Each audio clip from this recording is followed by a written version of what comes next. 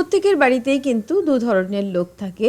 কেউ কেউ leg piece খেতে পছন্দ করে, আবার কেউ কেউ একটু সলিড পিস খেতে পছন্দ করে।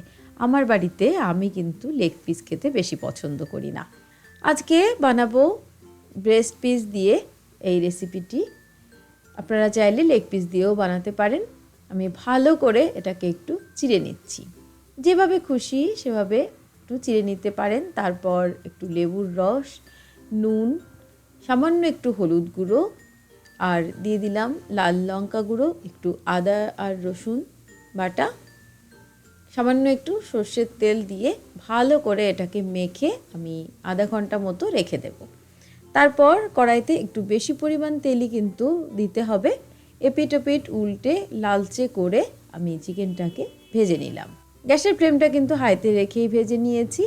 দেখতে পাচ্ছেন একটা কাঁটা চামচ নিয়ে নিয়েছি, চিকেনটাকে ভালো করে এটাকে ছাড়িয়ে নিয়েছি।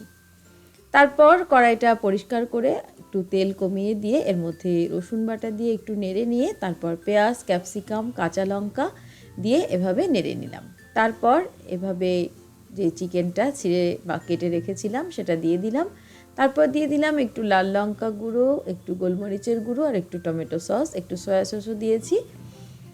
ভালো করে নেড়ে নিয়ে আমার রান্নাটা কিন্তু একদমই তৈরি। এটা রুটি বা পরোটা বা এমনিও আপনারা কিন্তু খেতে পারেন।